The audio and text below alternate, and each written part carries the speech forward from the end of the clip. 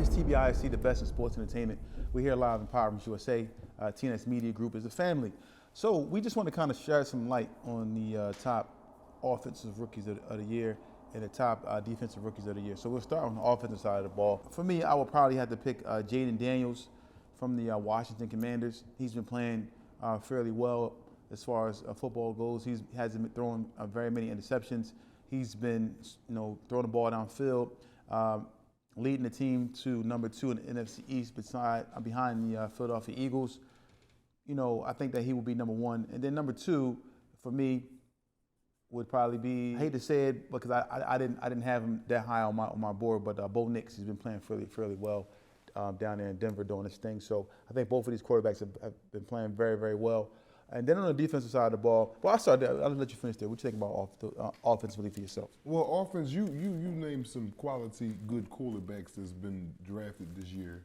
Bo Nix and Jayden Daniels. They're doing good for their current teams, which both teams was trash basically before they got there, and they're playing well with them. At the helm of them teams, they're leading their teams in a good direction. But I still want to shine light on the wide receivers as far as Malik Neighbors. Yeah, and Harris Jr. Okay. For the Arizona. Like these kids just came in and they're shining. They're only going to get better and better. They're everything that they was in college. Now they're in the pros, and they're putting on for both of their collective teams. So I just wanted to add them two to the list of Jayden Daniels and Bo Nix also. Yeah, Malik Neighbors currently has 75 receptions, 740 yards, 3 touchdowns, and he hasn't had a good quarterback down there. So I can imagine if he had a quarterback, if they're able to get Shedeur Sanders, probably may have some. Then they cook him. Now they cook him with grease. We'll see what happens. But on the flip side, everyone's number 1 defensive player probably is going to be Quinyon Mitchell of the Philadelphia Eagles, as it should be, who's been playing out of his mind, locking everyone up. What they said, San Quentin. San Quentin. That's his. He's the warden there. They call him Quentin and what do they call him? San Quentin. Quentin and what is Quentin, Mitchell and Contest? That's what they call him. Oh yes, Mitchell and Contest. Yes. Yeah, like you ain't not getting no pass off over there. He's been locking down the corner. By himself. Like the narcotic units do in our inner city blocks. He's locking the corner down, shutting it down. And then you have also another Philadelphia Eagle who we have ranked fairly high, number 3, Cooper DeJean, making plays all season, playing just as well as Quinyon Mitchell has been playing. He's been playing the best receivers on opposite team, anyone in the slot. They just now undug Derrick Henry from the burial that he put him in last week. Yeah, one-on-one tackle, open field with Derrick Henry. About 4 feet into the turf. Into the turf. He just got out yesterday. I seen on the news where they just got him out the turf. And I was like, dang, he still was in there after all them days. Dang. So just looking at the Eagles, those 2 picks, I think they picked Quinyon Mitchell first round. Yes. Then they got Cooper DeJean in the second round. Just those 2 picks alone on defense. Knocked it out of the park. Playing that well, yeah. And then I'm talking about straight knock out of the parks. These are not these kids, and they're kids. The craziest part, they're going off of raw talent. They still, I'm not going to say they still haven't put it together yet because they're pros now, and they're playing like pros. But you wouldn't expect, well, you would expect, because we've seen rookies come in and play like this. But to pick 2 in 1 year on the same side of the ball, these are the future of the Philadelphia Eagles. They're going to have them in 7 to 10 years. Yeah. These dudes are ready to get paid by the Philadelphia Eagles. Yeah.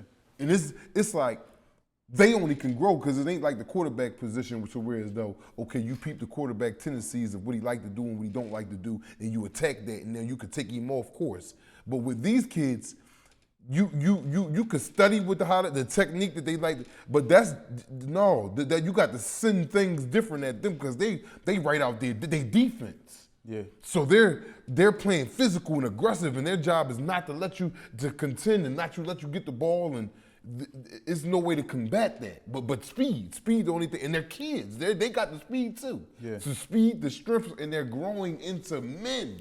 These are kids growing into men. Yeah. Right before our eyes. Yeah. So, the Eagles, I have never seen them get it right with a set of corners. Not one corner, like, this is, you pick, all right, well, let's get this because a position that we need, let's go ahead and pick this and then, see if it pans out. You pick 2 corners, and they're producing at a pro, not even a pro level, an all-star level, Pro Bowl level that same year. Wow, Howie Roseman, hats off to you. Yeah, I agree. So, here to hear first. Listen, I want to say something before we go. Just to kind of touch on them before we go. Like, if you look at the Eagles, right? Right. And you look at the defensive side of the ball, along with that defensive front that they have, and then you put Cooper DeJean and Mitchell back there, right? Mm-hmm.